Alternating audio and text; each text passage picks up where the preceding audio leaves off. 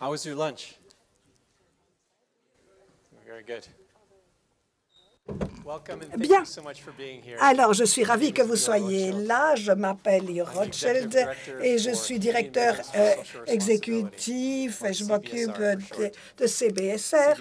Et CBSR, c'est un réseau d'environ 20 organisations au Canada qui essayent de devenir les plus durables au niveau des entreprises mondiales.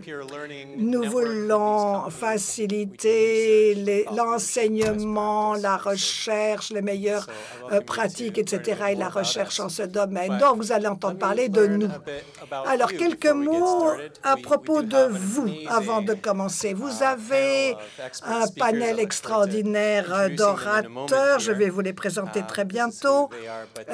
Voilà, mais avant d'en arriver là, j'aimerais vous connaître mieux. Qui peut dire que vous êtes totalement nouveau en matière d'investissement, finance, responsable? Qui est tout à fait nouveau dans ce domaine?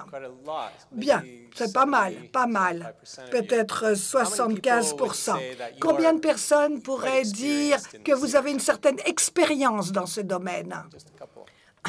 Quelques-uns aussi. Et combien peuvent dire qu'ils sont des véritables spécialistes dans le domaine? Eh bien, c'est bien. C'est bien. Nous avons du travail à faire. Bien. Pour nous assurer qu'on va chanter sur le même air, je dirais que tout l'ensemble de l'investissement responsable, la finance et l'impact possible, tout ça, c'est pas nouveau. Ce qui est nouveau, c'est le rythme qui est suivi maintenant. C'est un domaine très intéressant et depuis 4 ans à peu près, nous avons vu 2 fois plus d'argent qui a été investi dans le domaine, des domaines qui tiennent en compte le fait qu'il y a l'environnement, le social et la gouvernance. Donc, c'est là que nous travaillons, c'est-à-dire augmenter les investissements. Ce que nous voyons également, c'est qu'il y a un ensemble de personnes qui travaillent dans les actions, les obligations, etc. À peu près 83 milliards de dollars dans l'investissement responsable. Donc, ça, c'est une initiative qui a été lancée à l'Assemblée générale de 2006 et qui a véritablement créé un cadre pour entrer dans ces facteurs ESG. Donc des activités financières dans le domaine.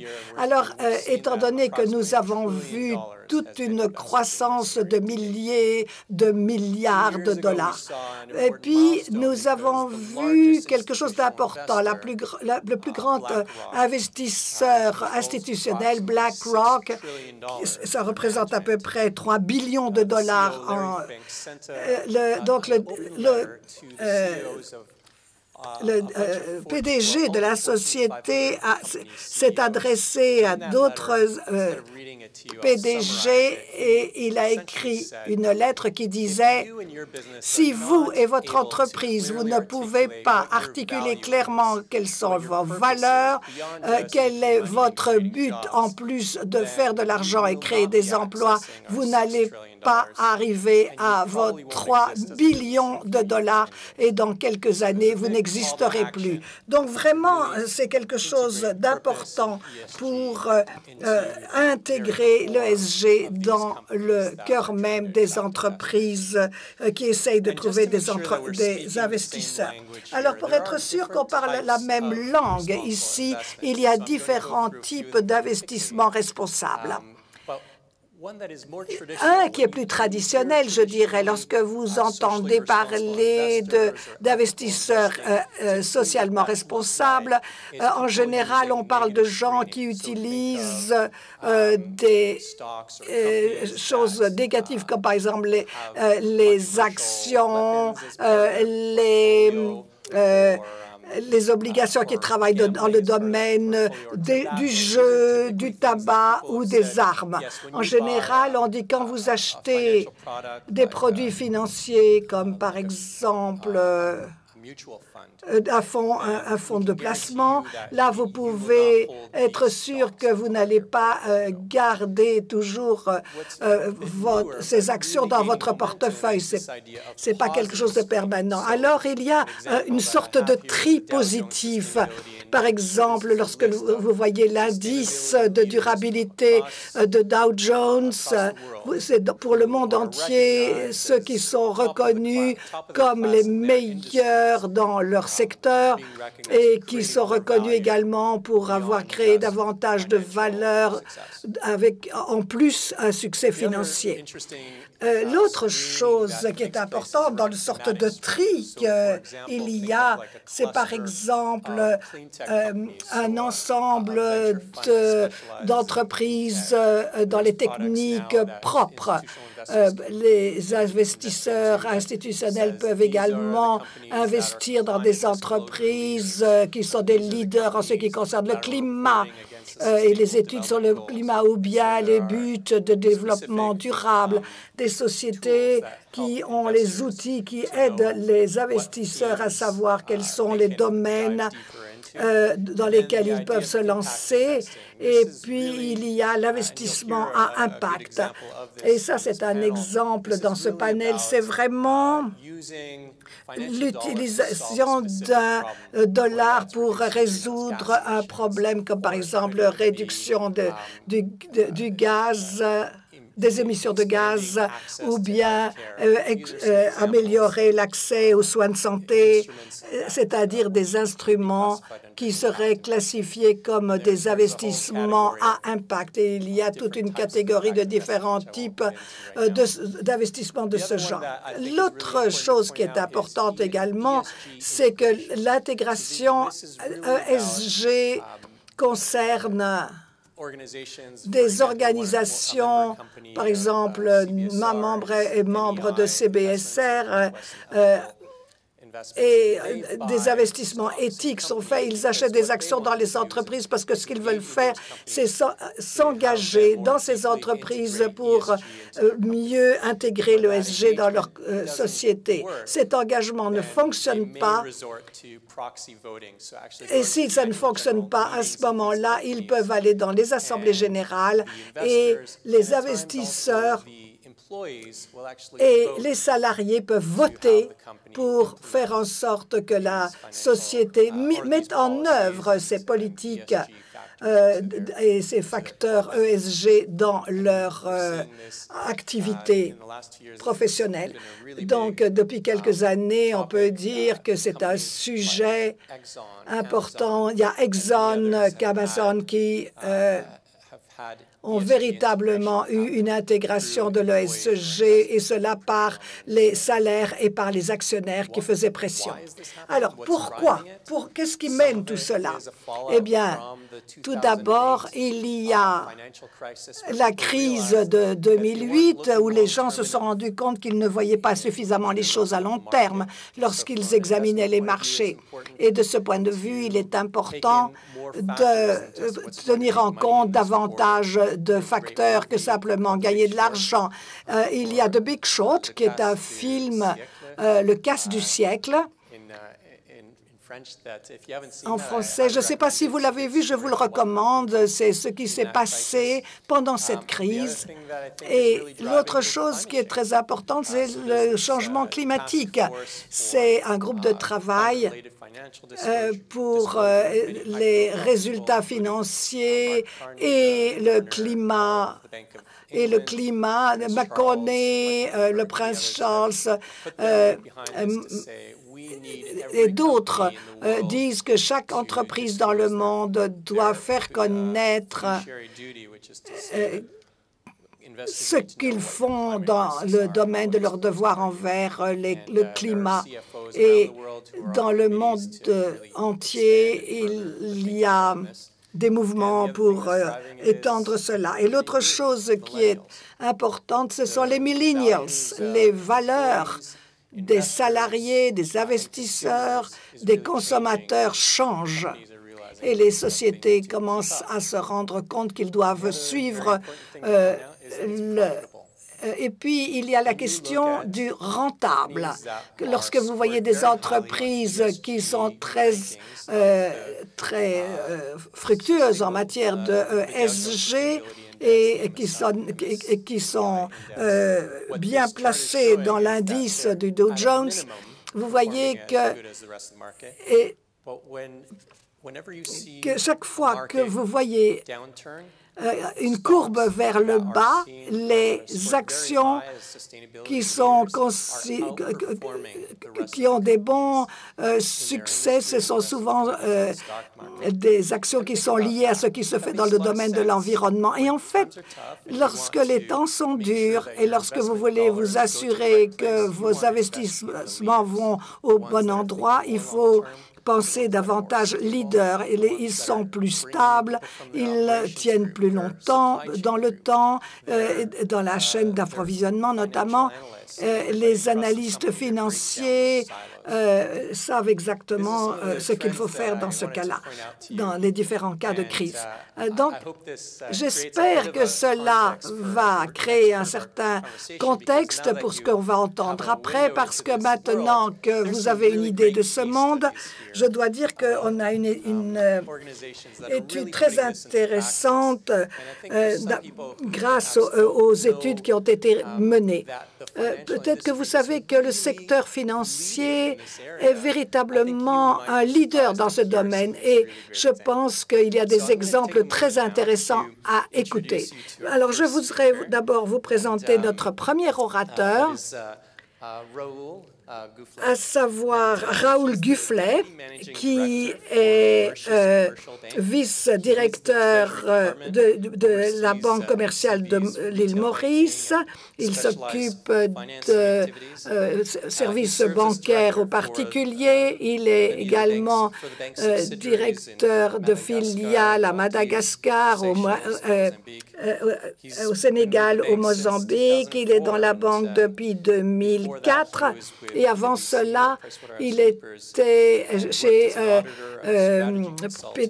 PricewaterhouseCoopers et il développait des institutions financières un peu partout dans l'Europe de l'Est. Je voudrais que vous l'applaudissiez avant qu'il ne se présente.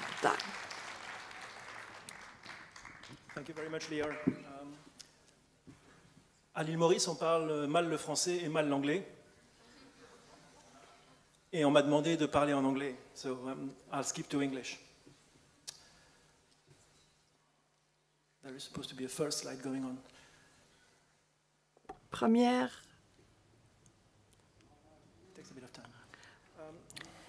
Before the first one Bien. starts.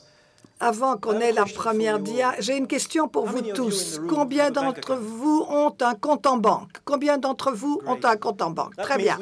Ça veut dire que notre banque a un avenir. Et ce matin, lorsque Elisabeth Laville m'avait posé une question à propos de ce qu'on fait chez MCB, je me souviens que j'ai vu en France une annonce, plus de banquiers, moins de banquiers. Je pense qu'il y a encore des possibilités pour la finance, pour qu'elle fasse du bien à la société. On voudrait revenir à la première. Voilà, voilà. Je pense que je devais donner un titre à cette présentation, le succès au-delà des nombres, des chiffres. Et lorsque l'on parle de chiffres, il est important de commencer avec quelques chiffres en ce qui concerne notre présence dans la partie orientale de l'Afrique et dans notre région. Je ne vais pas expliquer tout cela, vous voyez où ça se passe.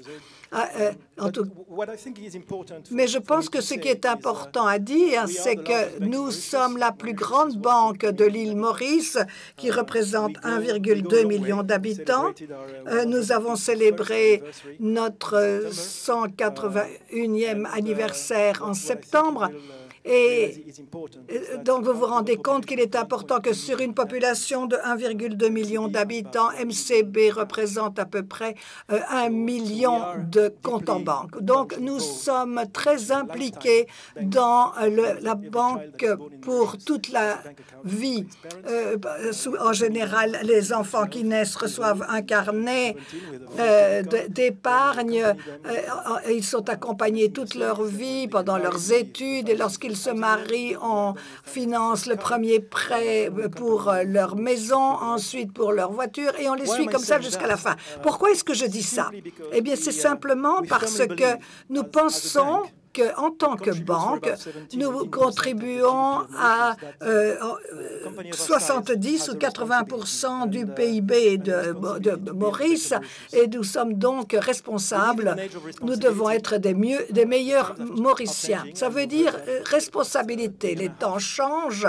Vous en avez entendu parler depuis un jour et demi. Changement dans l'environnement. Nous sommes une petite île et on en est de plus en plus conscient, mais on change également au niveau des attentes des clients et des investisseurs.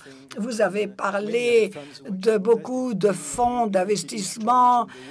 Nous voulons aller au-delà des chiffres dans ce domaine.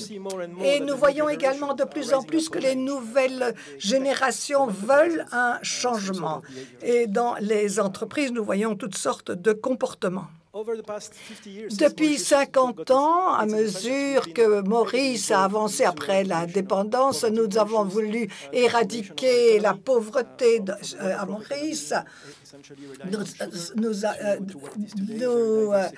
avions une économie qui était basée sur le sucre. Maintenant, nous allons au-delà et nous avons réussi à passer dans une transition très importante. Maintenant, Maurice devrait devenir un membre des pays développés et nous devrions pouvoir avoir notre mot à dire. Donc, l'année dernière, nous avons pensé que tout allait bien depuis 50 ans, mais qu'il fallait que les choses changent de cap avec un nouvel objectif. Nous avons pensé qu'il fallait nous donner un but significatif, pas simplement pour faire de l'écologie, mais également pour attirer d'autres personnes et qu'ils prennent leurs responsabilités dans d'autres domaines. Donc, nous avons travaillé d'abord avec nos salariés, et cela pour essayer d'avoir une sorte de conformité parmi nos salariés, avoir une sorte de code d'entreprise. Et nous voulions avoir un impact positif. Et nous avons une vidéo que je voulais vous montrer. Elle est très courte, mais je vais vous la montrer. Ensuite, nous allons pouvoir poursuivre la discussion. Si on pouvait lancer la vidéo. Nous sommes MCB, nous sommes développés au niveau du pays et des populations. Mais comment est-ce que nous définissons le succès? Le monde vit dans l'inégalité et nous prévoyons une autre réalité et la désespérance. Et c'est pour ça que nous voulons savoir ce que c'est que le succès. Est-ce que c'est le prix de notre logement ou est-ce qu'un logement, c'est une famille qui partage? Est-ce que la valeur d'une voiture est importante ou est-ce que c'est la liberté de choisir son chemin? Est-ce que c'est la marge de profit qui est importante ou est-ce que c'est le bien-être que cela donne? Comment est-ce que nous mesurons le succès?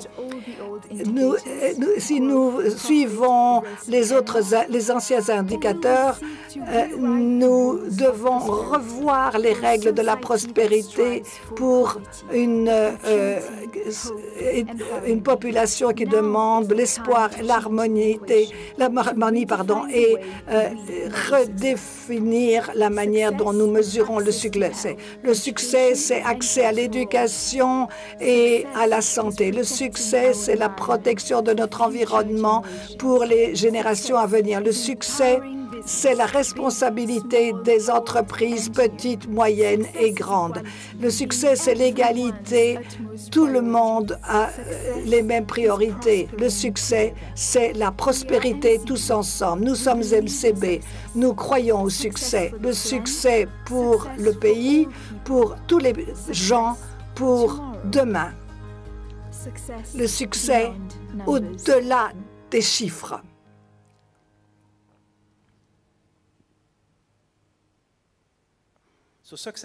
Donc, le succès, ce n'est pas simplement un succès financier, ce n'est pas simplement un retour sur l'investissement, ce n'est pas simplement le dividende que l'on paye aux actionnaires.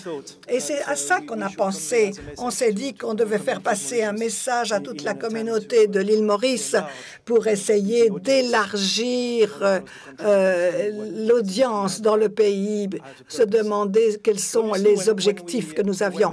Donc, lorsqu'on a décidé de lancer notre programme, on a décidé de ne pas le faire tout seul. Donc, on a demandé les services d'une société de publicité pour nous aider à voir ce que nous devions traiter comme sujet.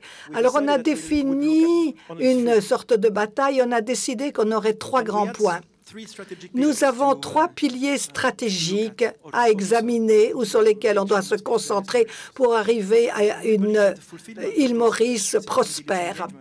Un engagement de durabilité plus inclusive et plus prudente du point de vue de l'écologie, la promotion de l'individu et du bien-être collectif. Nous voulions souligner l'éducation, le bien-être des salariés, de l'égalité des genres. Et il n'y a pas de personnes sur la photo et peut-être que là, on aurait dû ajouter quelques personnes de sexe féminin. Et puis ensuite, nous vivons sur une île. On est bien connu pour nos plages et pour le tourisme, mais nous sommes une petite île. Nous avons le changement climatique qui nous touche aussi. Nous sommes une petite île qui produit seulement 1% des émissions de carbone.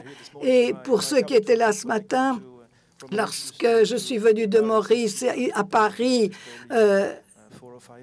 c'est peut-être 4 ou 5 tonnes de carbone. Je sais que ça représente une certaine empreinte de carbone, mais on n'en discute pas maintenant, mais donc nous avons un certain nombre de choses à protéger en matière de patrimoine culturel. Nous voulons créer, parce que nous pensons que sur une île comme Maurice, il est important de créer une économie locale dynamique et durable. Et nous avons pensé qu'il serait bon de co-construire cela, pas simplement avec les salariés, mais avec toutes les parties prenantes. Et on a lancé la campagne Local is Beautiful, local avec un K. Et CBS soutient la société, l'économie depuis des années. Et nous sommes un Bon, lorsque je suis née en 68, il y avait le prix Nobel de l'économie qui a dit que l'île Maurice n'allait jamais s'en sortir et qu'ils allaient devenir un désert qui ne survivrait jamais à l'économie postcoloniale. Nous avons maintenant plus de 10 000 $ par personne de PIB. Mais avec l'aide de tout cela, nous avons pu regarder le modèle de développement de l'île Maurice et nous pouvons donc nous poser des questions. Par exemple, le chemin que nous avons suivi pour nous amener à un meilleur avenir pour les générations à venir. Il était important pour nous de regarder cela dans un contexte où 1,2 million d'habitants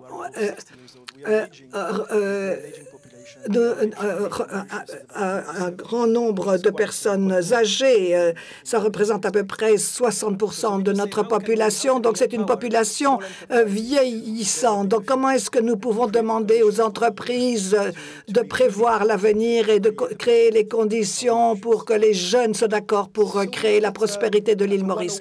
Donc, nous avons regardé ce concept économique de 1 à 1 et nous appelons ça supprimer les fuites. Alors, qu'est-ce qu'on a fait? Eh bien, on a regardé l'économie dans son ensemble et les autres économies qui créaient de la valeur et qui créaient la richesse par l'exportation. L'argent vient de l'extérieur. C'est un peu comme l'eau qui tombe dans un seau, mais elle sort également. Il y a des fuites.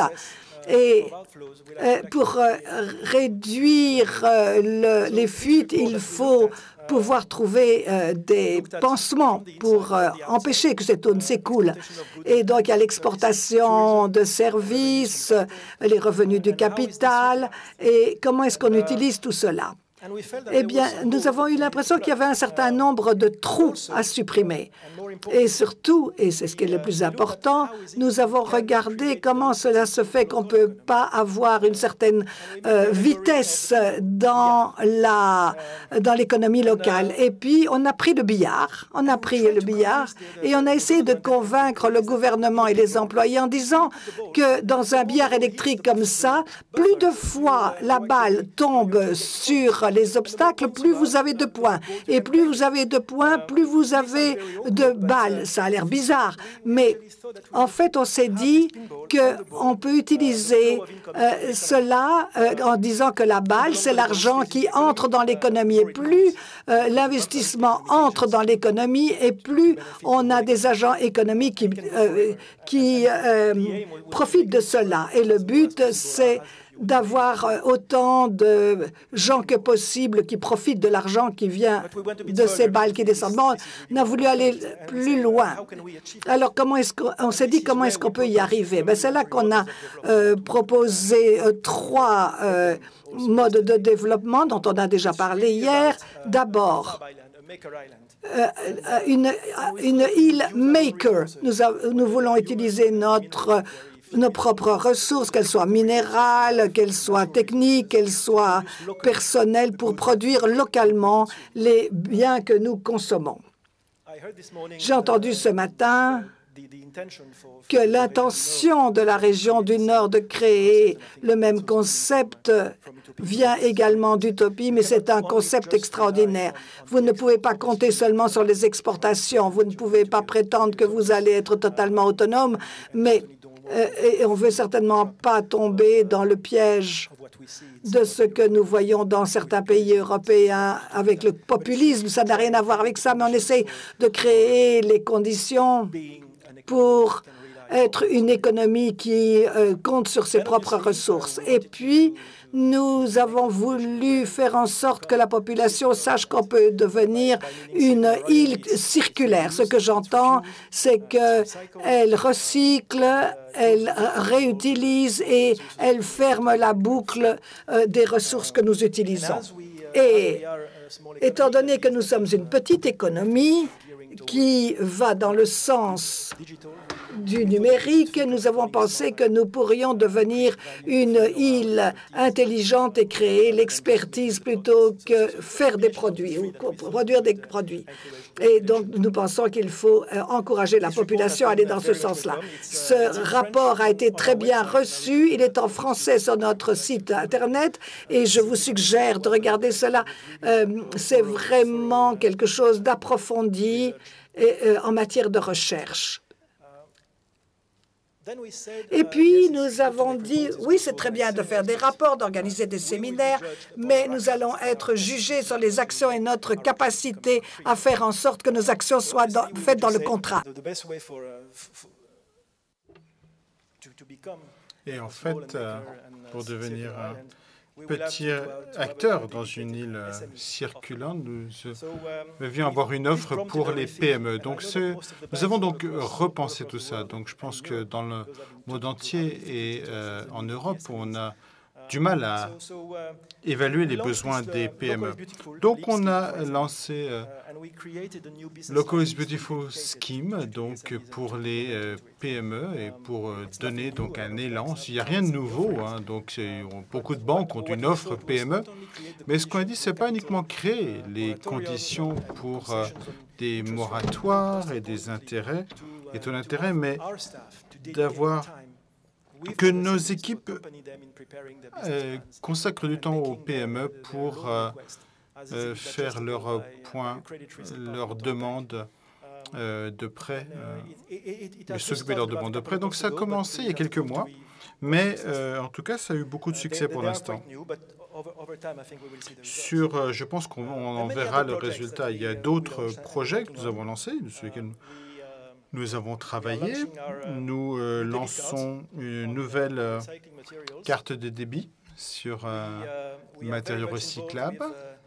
Nous sommes impliqués dans les ONG, surtout la Wildlife Foundation, pour aider à préserver la biodiversité locale.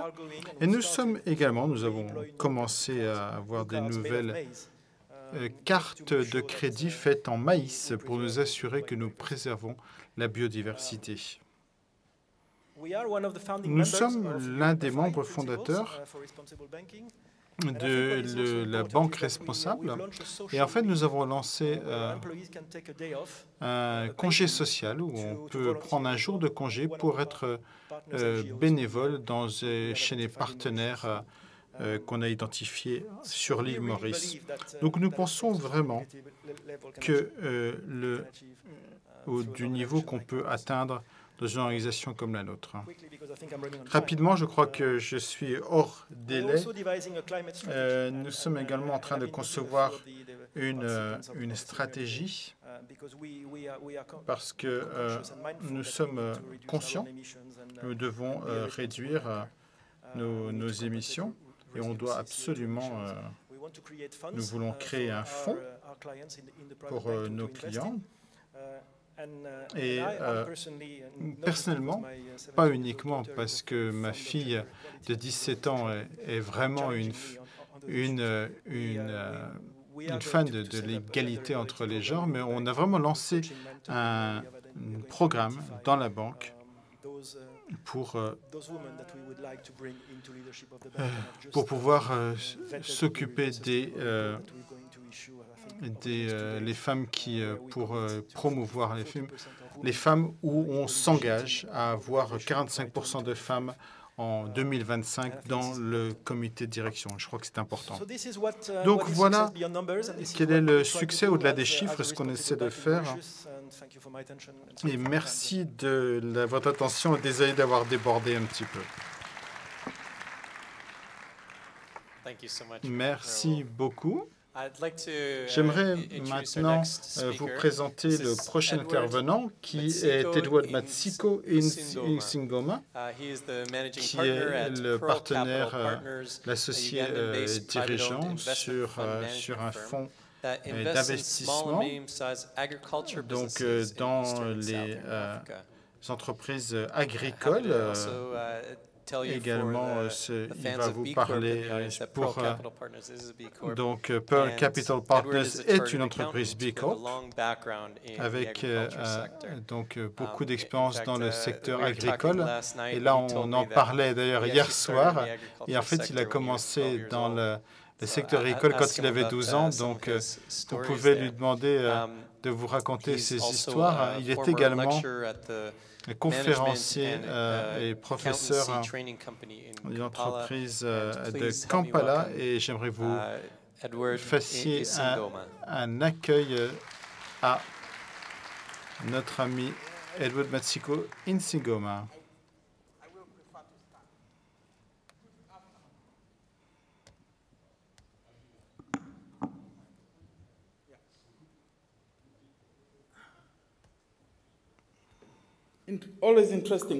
Alors, c'est toujours intéressant de parler de l'investissement d'impact, surtout depuis la perspective de ce que certains d'entre nous ont fait dans l'Afrique de l'Est. Et aujourd'hui, je vais prendre 10 à 12 minutes pour vous parler de notre modèle d'investissement d'impact. Léor en a déjà parlé.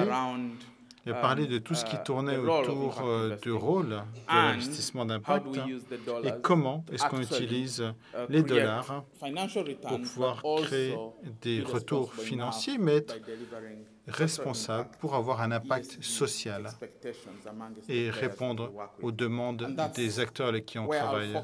Et c'est sur quoi je vais me concentrer. Je vais essayer de vous partager 4-5 exemples sur ce que nous avons fait en Ouganda sur les fonds d'investissement ougandais. Ce fonds a été mis en place avec le soutien de l'Union européenne et donc pour le développement agricole. Et on a pu donc attirer les fonds de pension locaux qui apprécient notre modèle d'investissement pour ainsi ajouter au fonds d'investissement. Récemment, nous avons réussi à attirer un fonds d'investissement finlandais et d'autres fonds encore. Donc, voici les partenaires qui nous ont donné des capitaux. Nous sommes donc les gestionnaires du fonds et nous avons également nos propres capitaux dans ce fonds. En termes de projets,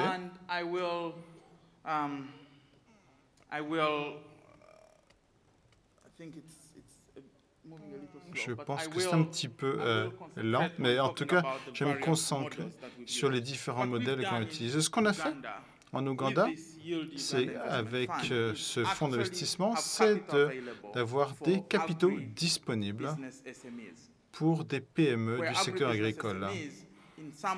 Ces entreprises sont compris par exemple des produits innovatifs, des produits innovants dans des startups, ainsi que les meilleures pratiques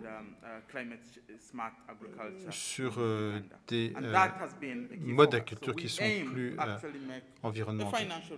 Donc en fait, on a un retour sur investissement et des capitaux, des différents types de structures de financement, mais dans le même temps, ce qu'on fait, c'est qu'on regarde comment ces projets, comment est-ce qu'ils travaillent avec les petits fermiers et également voir comment est-ce qu'en termes de formation, ils peuvent intervenir. Et je crois que c'est un modèle intéressant. Donc, la façon dont ça fonctionne, c'est que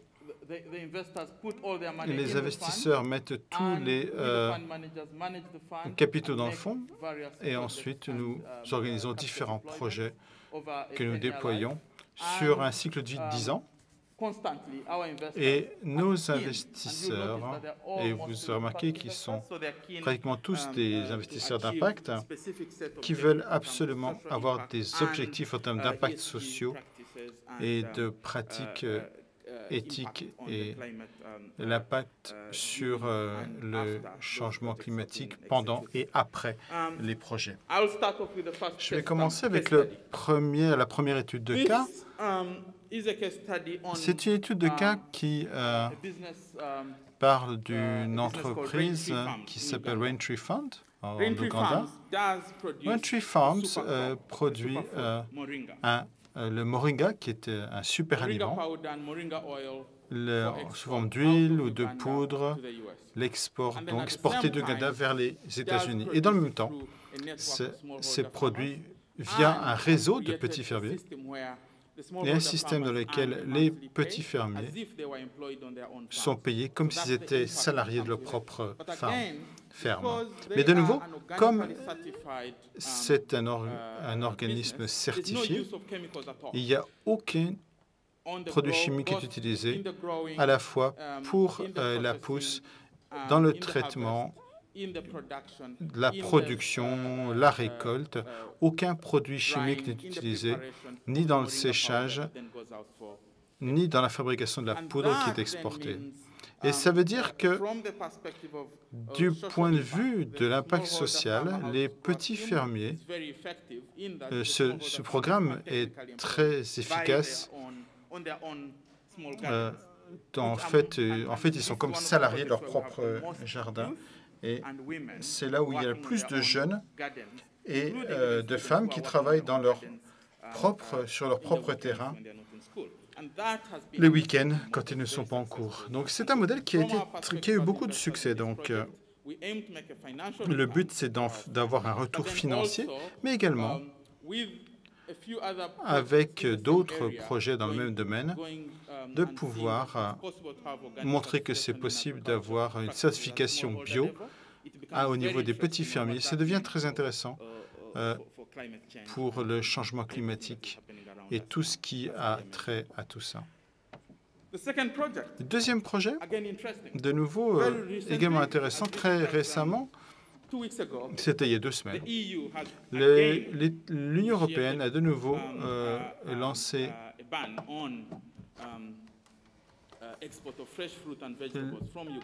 un veto sur l'exportation de l'Ouganda vers l'Union européenne du fait de certaines toxines et de résidus chimiques qui sortent du pays sur les fruits et les légumes.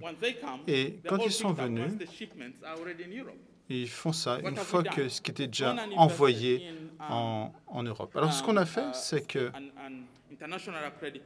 un laboratoire international qui fait des tests indépendants de ces expéditions avant. Alors, au lieu d'avoir que ce soit les inspecteurs européens qui identifient ces résidus de produits chimiques qui sont dangereux pour la santé, ça va maintenant donc être fait en Ouganda avant l'expédition. Ça veut dire que ces PME, ces petits fermiers, peuvent tous accéder à la dernière technologie dans des laboratoires de l'état de l'art, qui fait qu'ils utilisent les bonnes quantités pour ne pas être hors limite, hors des tolérances. De nouveau, on a pu mesurer, on a pu voir quelles étaient les quantités dangereuses et qui ne sont pas bonnes pour la consommation humaine au niveau de la production, plutôt que d'attendre que les commandes soient déjà arrivées en Europe. Autre étude de cas que je voulais partager avec vous, c'est beaucoup d'entre vous, je pense, vous aimez boire du café. Et voilà, c'est une coopérative de fermiers de café avec 3600 petits fermiers qui sont membres de la coopérative, qui ont investi dans le projet. Nous avons investi dans le projet parce que principalement, nous souhaitions qu'ils aient du café équitable. Et certains qui sont dans le café équitable passent au café bio pour s'éloigner autant que possible des pesticides et utilisation des produits chimiques dans la production du café. Et ça a eu des résultats très intéressants et c'était passionnant pour nous puisque, de nouveau, beaucoup d'entre vous, je pense que vous savez que l'Ouganda est célèbre pour l'idamine et d'un point de vue entreprise, on a réussi, grâce aux membres de ces coopératives, à les remettre ces SME en activité et production, une façon de faire du commerce de façon efficace, mais dans le même temps, on dit que ce n'est pas uniquement le café. C'est également, on va s'orienter vers le commerce équitable et le café bio sur les années qui viennent. Et on commence à faire ça avec les petits fermiers, ce qui veut dire que ça va beaucoup aider et ça va ajouter de la valeur, tout en préservant l'environnement, en améliorant les bonnes pratiques et en mesurant l'impact social et le retour financier des investissements qu'on fait, puisque c'est un commerce lucratif du café. L'autre exemple que je souhaitais vraiment vous montrer, c'est quelque chose dans lequel on a investi il y a 2 ans. C'est un projet de traitement du soja qui extrait les protéines des produits du soja. En fait,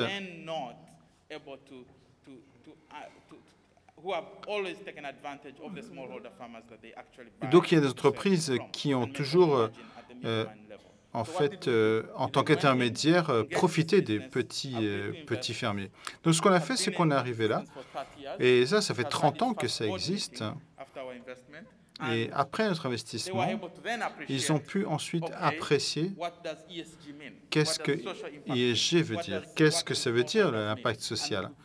Et maintenant, nous avons réussi à les faire travailler des groupes de petits fermiers, de les former de ce qui se passe avec l'agriculture plus écologique et également leur apprendre les bonnes pratiques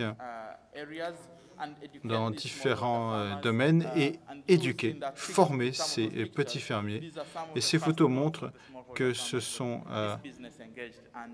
voilà les entreprises qui ont été impliquées, qui ont décidé de former à l'impact social et dans des zones, également dans des domaines d'investissement sur le social. Tout dernier exemple que je voulais partager avec vous, on peut regarder de nouveau sur l'investissement d'impact. Donc, ce qui est fait en Afrique, on voyait par exemple ce genre de matériel. Donc, ici, on a une production d'œufs liquides. Donc, on a des fermes de volailles qui produisent des œufs. Et on a pu ainsi pouvoir automatiser le modèle et le traitement des œufs et la production, la pasteurisation des œufs pour s'assurer que tout,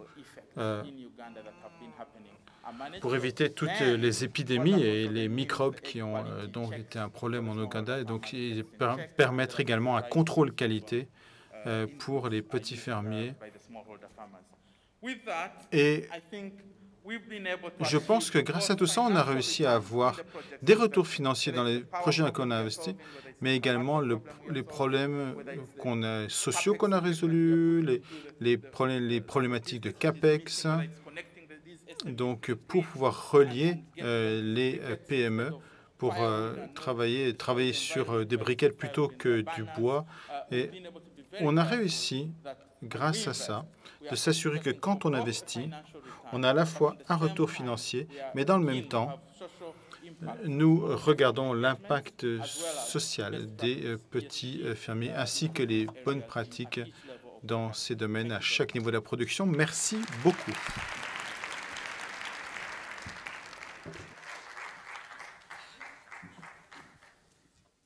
Thank you so much, Edward. I hope that alors, j'espère que ces 2 présentations vous ont suscité des questions parce que maintenant, on va bientôt avoir une séance de questions-réponses. Donc, tenez bien vos questions, notez-les. Et puis, on a notre dernière intervention et après ça, on pourra ouvrir la discussion. Et notre dernier, c'est le dernier, mais non des moindres, c'est Patrick Audier. Et Patrick Audier vient de Suisse. Il est associé gérant, senior du groupe Lombard-Odier depuis 2014 et associé du groupe Lombard-Odier depuis 2008. Lombard-Odier est également une entreprise certifiée B Corp. Et M. Audier a rejoint l'entreprise en 1982. Il était président de l'Association suisse des banquiers de 2009 à 2016. Il est membre du comité exécutif de l'économie as suisse, well as member of several ainsi boards, qu'un membre de including différents academic conseils d'administration, institutions, y compris d'entreprises universitaires organizations in Switzerland philanthropiques and en internationally. Please help me Suisse. welcome Merci Patrick Audier. d'accueillir pour moi Patrick Audier.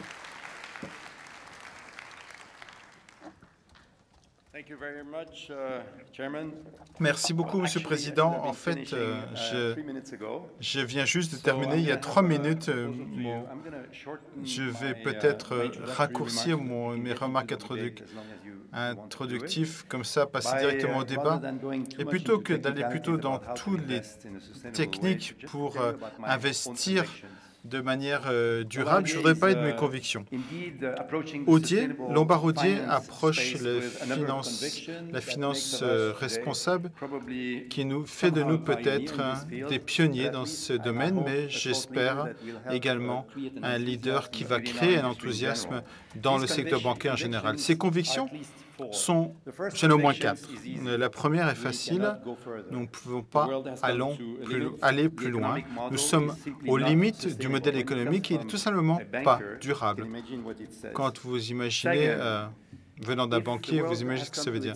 Si le monde est arrivé à ses limites, le monde n'est pas complètement fou partout. Certains acteurs se sont aperçus et un nombre de catalyseurs ont commencé la transition pour promouvoir de façon active un modèle de croissance qui va continuer. Et j'espère que nous pourrons également promouvoir le bien-être des populations en général, mais nous allons continuer des changements radicaux et particulièrement pour réduire l'impact négatif. Troisième conviction, c'est que le monde aujourd'hui est principalement articulé autour de l'activité commerciale, qui représente environ 80% de notre bien-être dans le monde. C'est pour ça que les entreprises sont tellement importantes dans ces changements qu'on est en train d'examiner et qu'on voudrait encourager. Donc nous pensons, et je pense, que le monde va bifurquer vers des modèles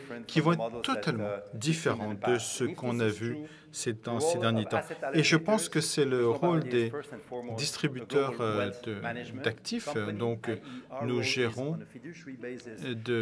d'un point de vue fiduciaire, nous achetons des capitaux, les bons capitaux en termes de risque. Et si c'est vrai, ma quatrième conviction, c'est le fait d'investir de façon durable et la bonne façon d'investir. Et je suis sûr qu'on va avoir une accélération de cette tendance.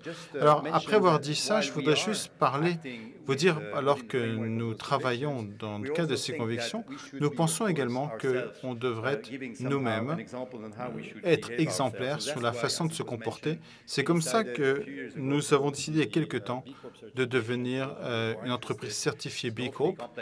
Et c'est un processus, si vous êtes intéressé, qui est vraiment compliqué, mais super intéressant. Et l'intéressant, c'est que c'est vraiment un processus de départ et non pas une fin en soi-même, et que ça encourage à faire une conversion totale, une transformation en termes de pratique, mais également d'impact. Donc, je voudrais aller sur certains points que j'aimerais partager avec vous rapidement, juste pour dire que nous pensons que nous allons devoir rapidement nous assurer que le cadre analytique s'adapte au système durable pour pouvoir être simple, changer de lunettes, prendre des lunettes qui nous permettent de voir le monde différemment d'un point de vue d'investir. Quand vous le faites, quand vous mettez des lunettes jaunes pour voir dans le brouillard, on doit changer nos lunettes pour voir le monde et on est sur le point de le faire. La bonne nouvelle, mesdames et messieurs, c'est qu'il y a beaucoup de nouvelles professions, de nouvelles spécialités et besoin de nouveaux talents. Donc plutôt que de créer des risques, on voit ça comme une opportunité pour innover et transformer également le secteur financier. Nous pensons que le capital va être un accélérateur de la transformation durable et c'est sur cette base que nous voulons exercer notre responsabilité fiduciaire. Si vous n'êtes pas versé dans la finance, la fiduciaire. Nous travaillons avec l'argent des autres. Donc, ce n'est pas notre propre argent qu'on essaie d'investir, c'est les capitaux des futurs retraités, les capitaux des épargnants, des entreprises, des fonds souverains, des banques centrales, environ 290 milliards dans le monde. Nous avons le pouvoir de changer si on le fait et nous voulons nous comporter de façon responsable. Comment faire ça? Eh bien, rapidement, une photo de famille. Voilà nous ne dépendons de personne pour dire quoi faire. C'est pour ça qu'on a décidé, il y a 25 ans, de se grouper dans cet espace d'investissement durable pour développer une boîte à outils qui nous fait, je pense, aujourd'hui, dans la meilleure position pour bénéficier de ces avantages. Pour revenir sur notre histoire, comme vous pouvez le voir, on remonte à 1796. Ça ne veut pas dire qu'on est bon, mais ça veut dire qu'on a appris avec un certain nombre de crises financières comment être durable. Quelles sont les leçons qu'on a tirées de ça? On essaie d'anticiper et d'être un acteur, non seulement pour développer les outils dont je viens de parler, mais également être un acteur par rapport au cadre dans lequel on travaille. Le cadre, ça veut dire les régulations, les politiques, et les gens qui prennent les décisions font partie de ce processus.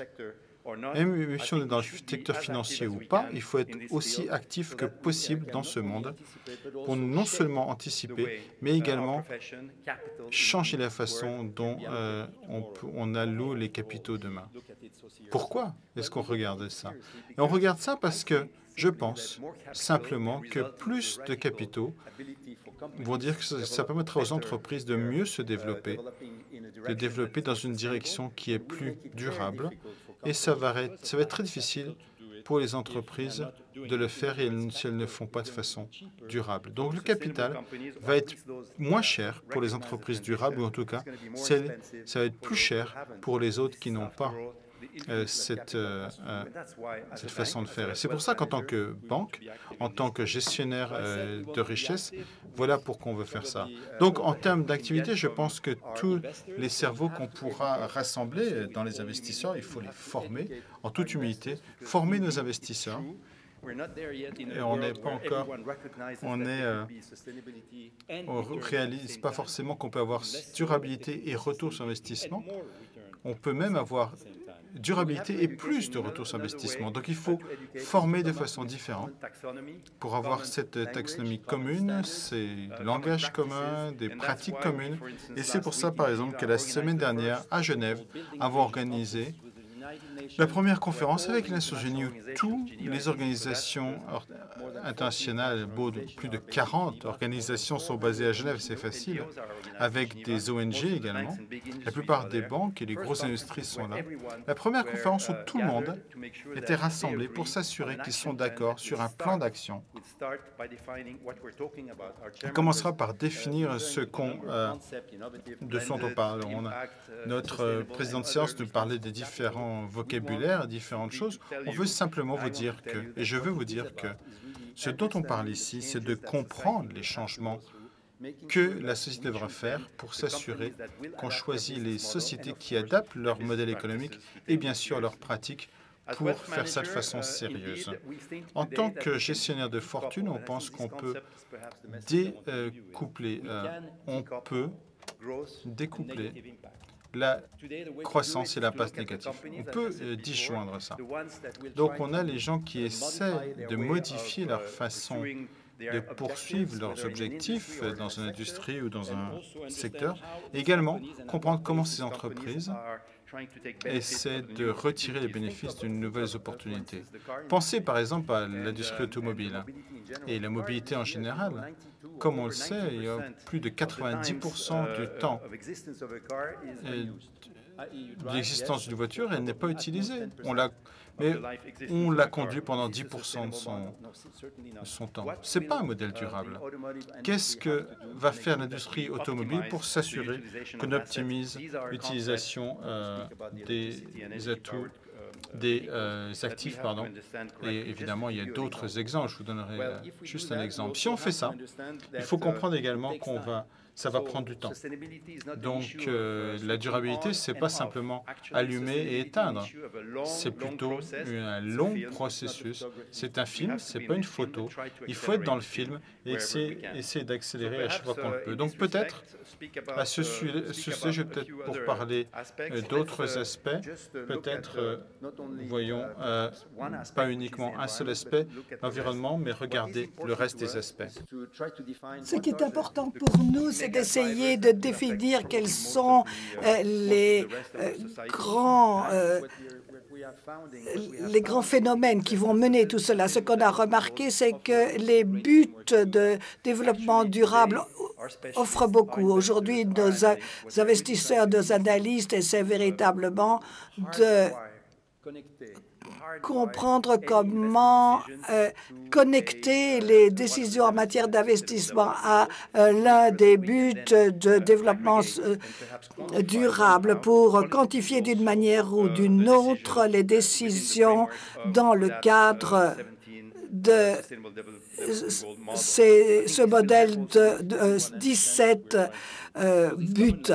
Donc, c'est un langage commun qui doit être utilisé. Et puis, j'ai un petit clin d'œil ici. Nous recherchons des entreprises qui investissent dans ceux qui reconnaissent les occasions qui se présentent, la durabilité qui doit entrer dans l'esprit de tous et des entreprises qui ont cela dans l'ADN de la direction, des sociétés qui se rendent compte qu'il y a une responsabilité à continuer à faire ce qu'ils font parce que ça ne va plus durer beaucoup d'années et ils ne se rendent pas compte que le monde change très rapidement et qu'ils doivent faire quelque chose parce que sinon, tôt ou tard, ils seront pris dans la tempête.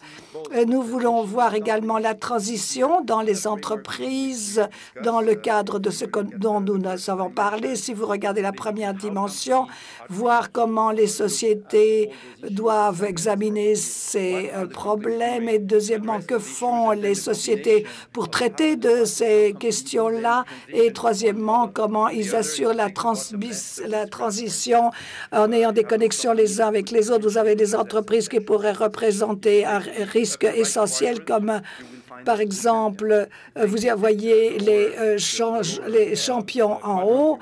Si vous les prenez en bas à droite, vous voyez les exemples de greenwashing des sociétés qui doivent voir les choses très, très différemment de ce qu'ils faisaient avant. C'est simplement un cadre, c'est simplement un outil que nous essayons de faire de manière très systématique et professionnelle. Vous pouvez imaginer que ça demande un certain investissement pour y arriver.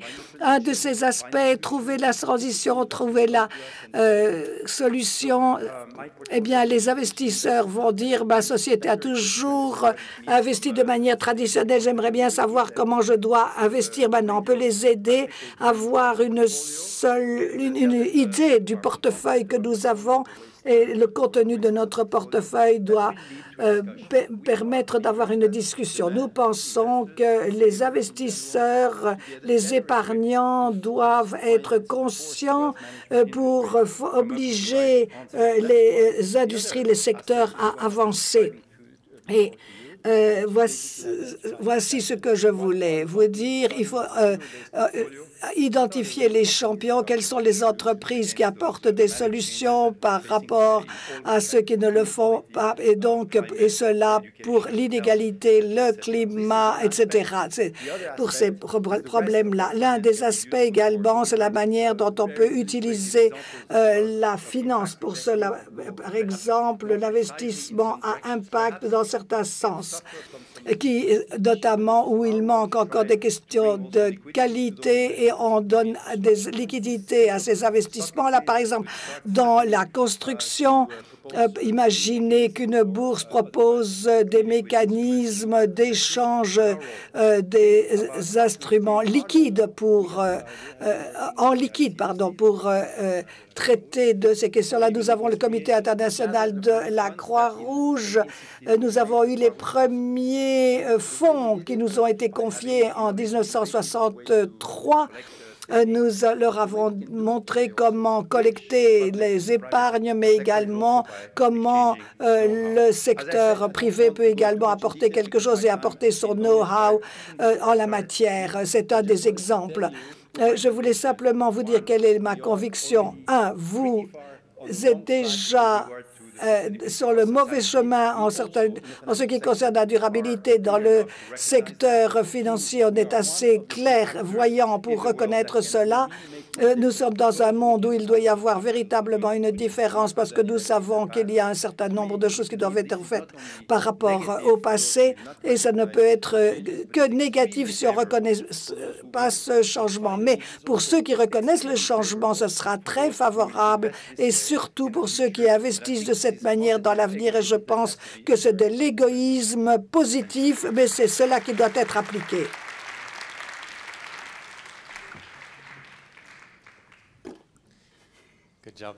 Bien, bon travail. Bien. En tant que modérateur, je me réserve le droit de poser quelques questions, mais je pense que vous avez été très patient et vous avez écouté 3 présentations très intéressantes, surtout sur la base d'études et donc sur la base de la manière dont ils étudient ce problème. Maintenant, je vous invite à poser des questions. Vous levez la main si vous avez une question ou un commentaire. Est-ce qu'un micro pourrait être passé à cette personne? Vous pouvez... Non, non, même en criant, on n'entendra pas.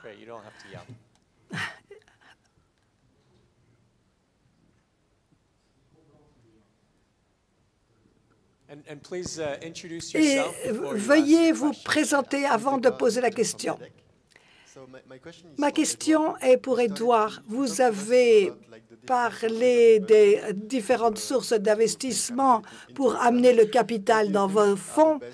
À votre avis, quels sont les capitaux sociaux qui apporteraient pour parvenir à ces investissements? Quel est le type de capitaux, j'imagine?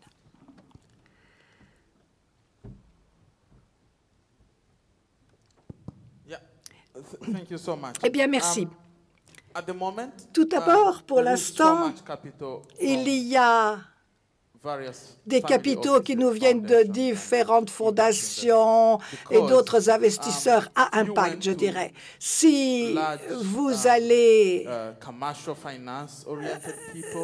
auprès de gens qui s'occupent de la finance commerciale, comme l'a dit Patrick, c'est encore une transition. Mais beaucoup des fondations et des investisseurs à impact ont déjà été convaincus, ils croient en nous et donc on leur parle de stratégie, on parle d'impact, on parle d'émissions de gaz. Ils savent exactement, ils ont déjà adopté le concept, donc c'est beaucoup plus facile d'avoir des capitaux de ces sources-là. Et c'est pour ça que nous avons ces investisseurs, à part les fonds de pension de l'Ouganda qui maintenant se sont joints à nous. Je pense qu'il y a une question là aussi. Oh, great. I see this question is from Louis Noiret. Louis Noiret, Louis is with Noiret qui Patrimoine. est au patrimoine Noiret. Et je voulais le reconnaître avant de poser la question parce que j'ai été présenté à cette personne hier et en fait, il a le trophée de l'économie responsable pour sa start-up CSR qu'il a menée avec son frère Marc-Antoine et ça lui a été donné par le réseau Alliance. Donc, je suis heureux que tu te joignes à nous aujourd'hui. Oui, je vais passer au français, si vous voulez bien, pour parler et pour poser ma question. Noiret Patrimoine, on est un cabinet de gestion de patrimoine qui est spécialisé dans la finance solidaire.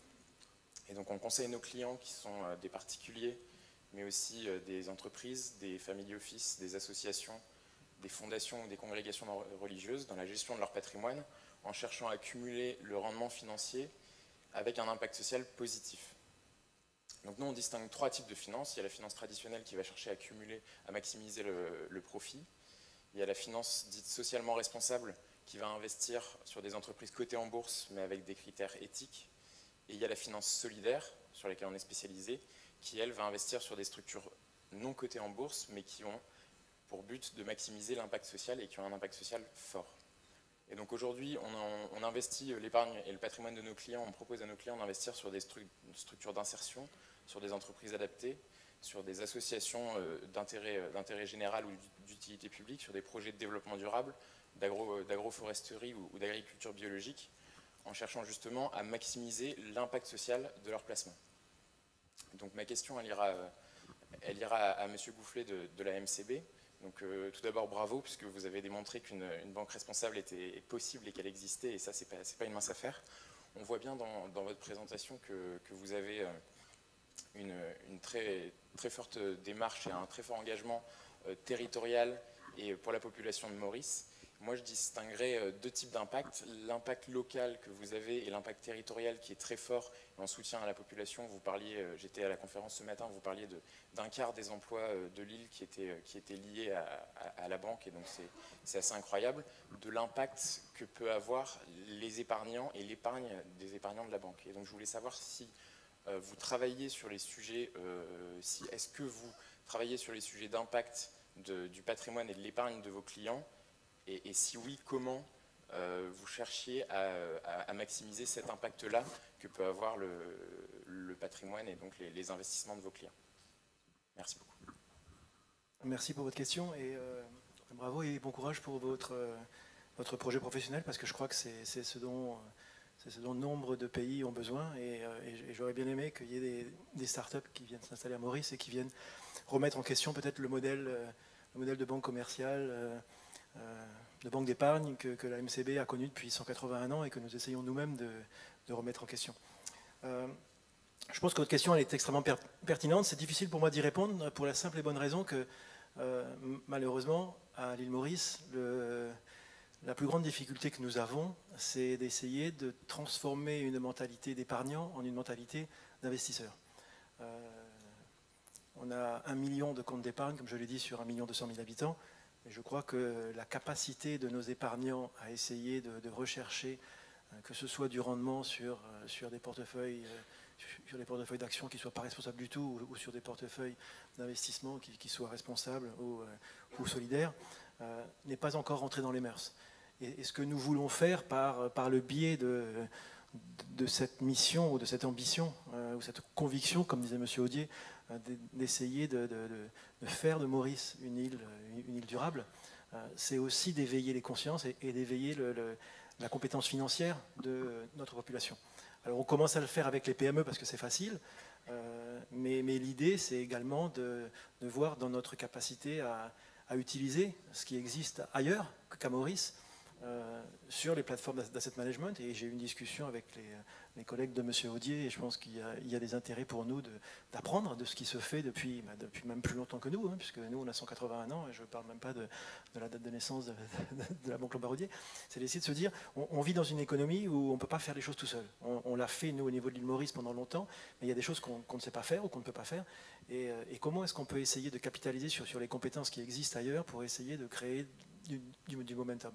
Mais effectivement, dans une économie qui est dans le middle income trap, où on a une population une classe moyenne qui commence à émerger, malheureusement, et je l'ai vécu en Europe de l'Est, le principal souci d'une population qui émerge et qui atteint des niveaux de consommation qui sont satisfaisants, à $10 000 par tête d'habitant de PNB, le premier souci, c'est la consommation, malheureusement, et l'épargne passe après.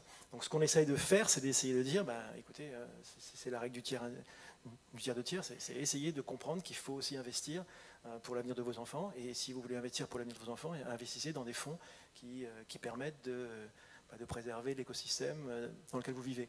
Et c'est les sujets que je mentionnais sur notre dernière slide, d'essayer de créer des fonds et nous inspirer sur ce qui se fait dans d'autres pays pour essayer d'éveiller les consciences. Je ne sais pas si j'ai répondu à votre question, mais on en est parfaitement conscient. Oui, non, mais c'est un sujet de société pour nous, plus qu'un sujet technique de création de plateforme. Il y a aussi un enjeu de pédagogie qui est énorme pour apprendre à devenir un investisseur. Donc c'est sûr que Oui, après, bon, le principal sujet, c'est de réconcilier les objectifs long terme d'un engagement durable avec les objectifs court terme de nos gouvernants.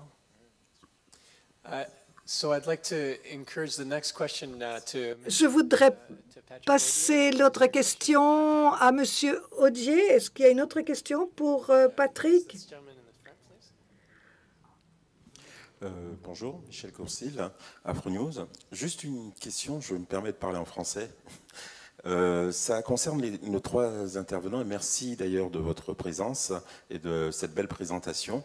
Je voudrais vous parler d'Afrique. C'est vrai que le modèle qui nous a été présenté sur l'Ouganda est un super modèle et j'espère qu'il va contaminer d'autres pays d'Afrique. Et c'est vrai aussi que l'exemple de la banque mauricienne est très intéressant. Je voudrais savoir quelle est votre vision à tous les trois, parce qu'on nous parle d'un avenir radieux pour le continent africain et d'ici à 2050 que ce sera même la première zone de développement. Dans vos perspectives, dans ce que vous voyez en termes de développement durable et au niveau financier, est-ce que vous avez une vision à nous faire partager?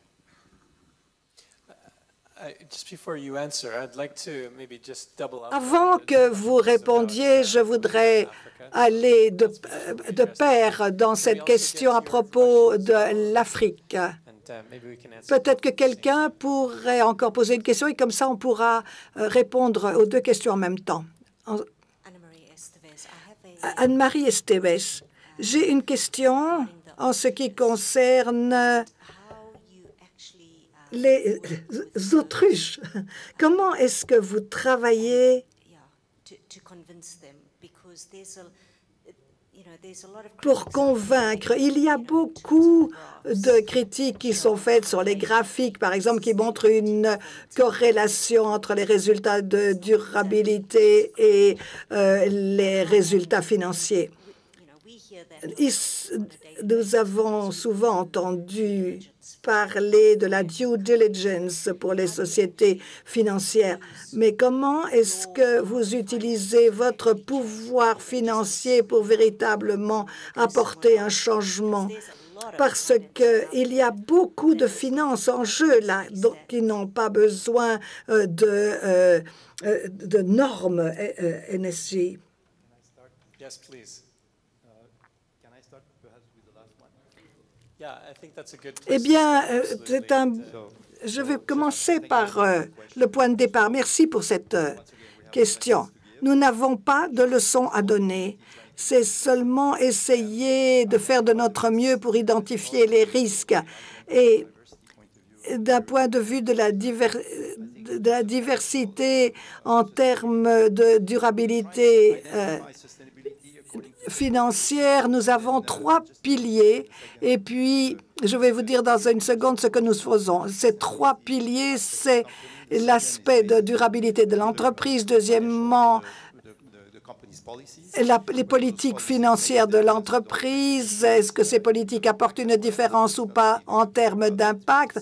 C'est pas tellement que ça nous intéresse, mais il faut faire quelque chose et pour cela, il faut un impact. Et troisièmement, c'est que peut-être que les entreprises qui sont dans des secteurs spécifiques vont devoir connaître une transition, qu'elles le veuillent ou non, parce qu'il y a des accélérateurs qui sont proposés par les consommateurs, par les régulateurs et ceux qui déterminent les politiques par la technologie et le capital. Une fois qu'on a identifié les entreprises qui sont dans un secteur en particulier, le secteur de l'énergie, une partie de ce secteur qui a peut-être plus de potentiel que d'autres, s'ils ne les aliments, l'alimentation par exemple, il faut engager un dialogue avec ces entreprises parce que il ne faut pas exclure des entreprises simplement parce que on a vu ce qu'ils faisaient, certaines choses en matière de finances, comme par exemple investir dans le pétrole. Une société peut changer très rapidement si les bons arguments sont discutés avec eux et remplacés, par exemple, dans l'industrie pharmaceutique, dans l'alimentation. Ils doivent comprendre que les régulateurs, les consommateurs avancent plus rapidement pour pour imposer un certain nombre de modèles. Donc, nous pensons que ce n'est pas seulement en essayant de changer le cours d'action des entreprises que nous allons y arriver. Il faut dire aux sociétés, et il faut dire clairement aux entreprises ce qu'elles font de bien ou de pas bien. Il y a des sociétés comme par exemple en Afrique ou en Extrême-Orient qui ont des stratégies qui sont extraordinaires avec un gros potentiel, des secteurs à long terme. Bon, on voit tout ça, mais ils ne nous donnent pas toujours les bonnes informations non plus. Donc, ce sont des contraintes également. Bon, mais je vais essayer de répondre rapidement aux deux questions, la première en anglais et l'autre en français. Pour revenir à ce qui vient d'être dit, c'est très difficile pour ceux qui apportent des capitaux de prendre des décisions dans les deux sens. Mais parfois, il faut le faire. Et une fois ce que nous avons fait à l'île Maurice, et on n'est pas encore conscient des conséquences de cela, mais comme il a été dit, on n'a pas de leçons à donner. Maurice est une société qui a vécu sur le sucre pendant des années et ça a créé le rythme de notre croissance jusqu'à aujourd'hui. Mais maintenant, avec les subventions de l'Union européenne, ce n'est plus durable. Donc, ce que l'île Maurice a fait et ce que les producteurs de sucre ont fait, c'est qu'ils transforment le sucre en production d'énergie. Le problème, c'est que nous n'avons de la canne à sucre que 2 fois par an et pendant 6 mois, il faut qu'elle pousse. Donc, pendant ces 6 mois, qu'est-ce que nous faisons? Eh bien, nous avons des centrales thermiques qui utilisent le gaz, mais nous devons également compenser le manque de canne à sucre par le charbon. Et nous avons décidé que nous n'allions plus soutenir le charbon et l'industrie du charbon à l'île Maurice. Ça a été très culotté, si vous voulez, parce que après l'indépendance, on a eu besoin de cela. Ceux qui produisent de l'électricité, c'est eux qui vendent à l'entreprise d'électricité et c'est eux qui produisent. Donc, lorsqu'on a lancé ce projet, il fallait créer une centrale électrique tout à fait nouvelle. Et on a dû dire, bon, même si on pense que ça va être beaucoup plus efficace qu'auparavant, nous n'allons pas faire cela. Nous avons pensé qu'il fallait réfléchir et discuter aux gens de l'électricité. Et une fois que nous avons eu d'autres possibilités, on s'est dit que peut-être qu'il fallait taxer un petit peu plus avec un intérêt de pénalité, un projet comme celui-là, parce qu'on ne veut pas laisser la population sans électricité. Donc, on va utiliser ce revenu de plus que ça va générer pour compenser cela par rapport à des initiatives sans carbone qu'on voudrait que l'île Maurice crée. Nous voulons prendre nos responsabilités et nous voulons faire moins de mal et plus de bien. Bien, je voudrais également que vous vous joigniez à la conversation en ce qui concerne cette question. Comment vous traitez de cette réalité et puis la corrélation. Comment est-ce que vous voyez les choses dans votre travail à vous? Eh bien, d'abord, je pense que la corrélation en termes de modèle de durabilité, nous pensons que la durabilité financière est possible. D'abord, parce qu'au niveau des petites et moyennes entreprises, accès aux capitaux et à la finance est très important comme facteur. Et là, c'est très important d'avoir ces fournisseurs de capitaux pour la durabilité financière. Et deuxièmement, à partir de notre analyse, il y a quelques années, nous avons créé un fonds alimentaire qui venait de capitaux investisseurs privés et de fondations pour améliorer le modèle. Aujourd'hui, nous allons plus loin pour avoir davantage de fonds et nous voyons beaucoup de fonds qui arrivent dans tout le continent africain pour l'investissement et je dois dire que les choses ont changé en une dizaine d'années parce qu'il y a dizaines d'années, on n'aurait jamais pensé que des gens allaient investir dans l'agriculture. Et maintenant, il y a des dizaines de fonds qui investissent dans l'agriculture en Afrique. L'autre point que je voudrais souligner là, c'est que finalement, nous pensons que la durabilité financière va également être liée à l'impact et à la mesure de l'impact. Et ça doit être tangible, ça doit être clair. Est-ce que ça peut avoir un impact social qui est lié à des chiffres? Ça va au-delà des chiffres financiers. C'est la question de l'impact sur le changement climatique, sur le social. Nous allons voir davantage de choses de ce genre dans le Bicorp. Et je voudrais souligner cela également. Pour ceux qui sont vraiment intéressés par la finance, c'est le grand défi. Vous avez un BNL financier, puis vous avez un type quantitatif, d'autres types de PNL, si vous voulez. Ça peut être social, etc. Vous devez mettre une valeur, le chiffre, mais une fois que vous avez la valeur, vous devez valoriser les choses. Et ça, c'est la grande difficulté. Et ça, nous devons améliorer l'inclusion dans un pays. Est-ce que ça va être plus durable? Certainement. Est-ce que ça va être mieux évalué comme un portefeuille d'investissement? Peut-être, mais en tout cas, dans ce sens-là, nous devons aller également. On peut essayer de répondre à la seconde question, à la première question sur la présence en Afrique que vous avez soulevée, monsieur. Au niveau de la MCB, effectivement, quand on a 50% de part de marché, les seuls objectifs de croissance que l'on peut avoir quand on veut donner du return à nos actionnaires, c'est d'essayer d'aller sur le continent africain. C'est la proximité. Maurice est membre de la SADC, membre du COMESA, et nous avons des accords avec l'ensemble des pays africains, enfin essentiellement de l'Afrique de l'Est. Et quand on recherche de la croissance, on cherche de la croissance sur le continent africain. Et cette année, nous venons de publier nos résultats. Nous étions à 49 ou 50% de contribution de nos profits à l'étranger, donc en dehors de Maurice. Et cette année, nous sommes arrivés à 66%. Alors, il y a un conundrum, puisqu'effectivement, une grande partie de cette contribution, c'est le financement des opérations d'import-export de produits pétroliers sur le continent africain, parce qu'il faut bien sûr fournir de l'électricité. Et aujourd'hui, l'électricité est essentiellement au fioul. Et donc, c'est le vrai débat que l'on a. Par contre, ce que l'on a fait, et même si on n'est pas encore rentré dans les considérations de Bicorp, c'est que comme on est une petite économie qui n'a pas accès au funding en dollars, et essentiellement tout le financement qui se fait en Afrique se fait en dollars, on est obligé de lever des fonds. Et quand on lève des fonds, on essaye de lever des fonds auprès de DFIs et d'institutions internationales. Et on se met nous-mêmes un peu de pression, puisqu'on demande en fait à des institutions comme l'AFD, l'Agence française de développement, ou la BAD, la Banque africaine de développement, de nous prêter cet argent et de nous le mettre à disposition.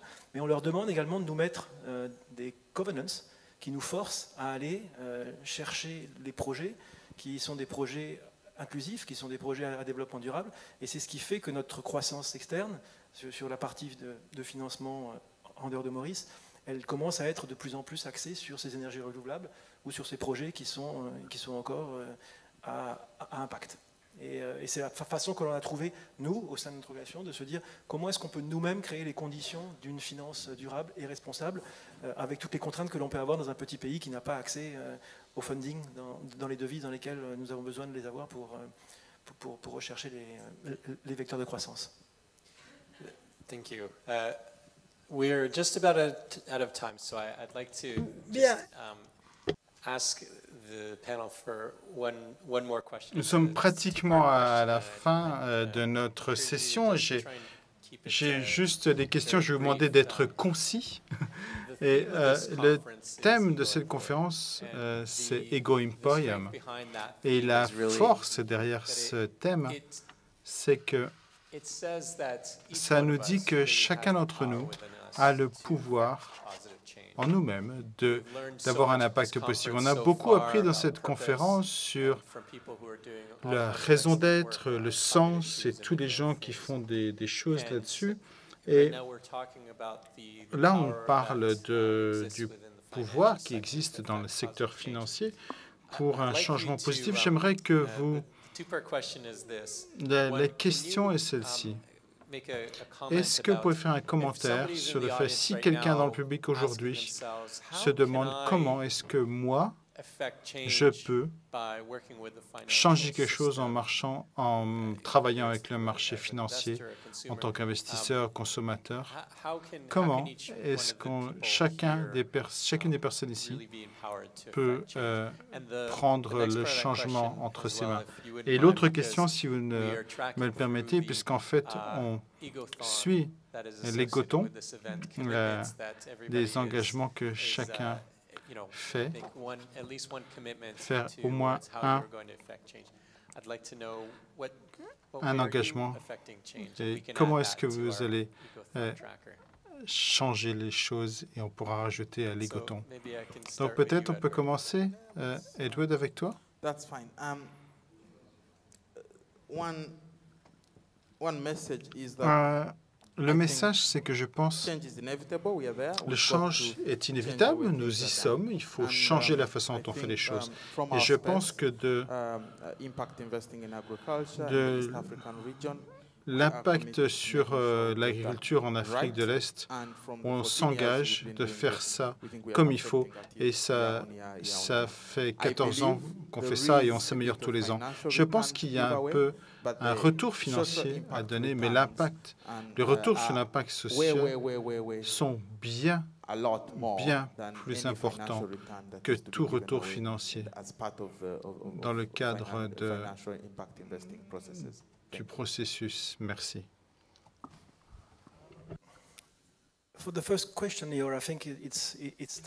Pour la première question, en fait, ça n'a rien à voir avec la finance. Je pense que tous ceux qui rejoignent les entreprises aujourd'hui, je pense qu'il n'y a aucune entreprise qui va pouvoir survivre sans développement durable. Je pense qu'on peut uniquement travailler si on est passionné. Et je pense que vous l'êtes. Si vous avez la passion, vous allez faire la différence. Vous allez pouvoir remettre en question vos chefs de service, votre hiérarchie d'organisation. Je pense que c'est juste la passion. Si vous croyez en ce que vous faites pour changer le monde, vous allez réussir. La deuxième chose, concernant l'engagement, malheureusement, je ne l'ai pas fait dans mon engagement sur Internet parce qu'il n'y avait pas de Wi-Fi. C'est deux choses. La première, c'est la réduction de mes émissions carbone. Et je pense que je vais être plus responsable par rapport à ce que je mange sans... Non, je pense que si on veut réduire les pesticides, je pense que c'est pas sur un parcours de golf qu'on peut le faire. Je l'ai dit, je pense que pour nous, si on considère la taille de l'organisation, je pense que c'est vraiment... Nous avons d'ailleurs vu ça avec la Local Beautiful Initiative. Nous avons invité à la fois le secteur public et le secteur privé, et il se trouve que il y a peu de gens du gouvernement qui sont venus et je pense qu'on a cette dichotomie entre le secteur privé contre le secteur public. Donc, en tant que décisionnaire d'organisation, c'est essayer de réconcilier et leur faire voir qu'on doit absolument réconcilier le système et les objectifs à court terme et des hommes politiques. Malheureusement, nous ne sommes pas aussi bons que des pays matures et des démocraties matures en Europe. Si on peut parler des maturités, je pense que... Vous avez le dernier mot, Patrick? Pour ceux qui sont dans cette salle aujourd'hui et peut-être qui s'engagent dans une carrière, je vous dirais, on a besoin de vous, rejoignez-nous. C'est un challenge, c'est un enjeu incroyable. On a vraiment besoin de votre expertise, voir que ça peut être une combinaison gagnante. C'est complexe, c'est long. Donc je pense que tout ce qui a été dit ici, c'est faisable. Ce n'est pas quelque chose qu'on peut faire en quelques minutes, ça prend du temps et il faudra s'adapter. Le deuxième aspect, je pense que c'est, nous avons entendu, il y a toujours des, je ne sais pas si c'est, si j'avais un engagement, c'est de mettre à disposition à tous ceux qui veulent le voir qu'il y a une causalité. Et peut-être je vais m'arrêter ici. Merci beaucoup. Et mon engagement, c'est d'emprunter ce travail. J'ai adoré notamment l'aigle et l'autruche. J'ai bien aimé cette façon de demander aux gens « Qu'est-ce que vous êtes ?» Et dans ma vie au Canada, beaucoup de mon travail à l'heure actuelle, c'est de s'engager avec le secteur pétrolier. Il y a beaucoup de transit énergétique et je pense que j'ai vraiment de nouveaux outils, de nouveaux vocabulaires dans ma communication. Je pense vraiment que l'énergie fait partie de la solution. Nous devons tous absolument...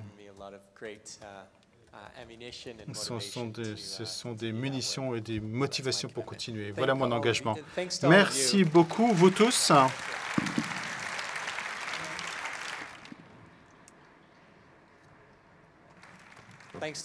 Merci à vous tous d'être restés avec nous et merci à vous, aux panélistes. Encore un applaudissement pour nos membres du panel.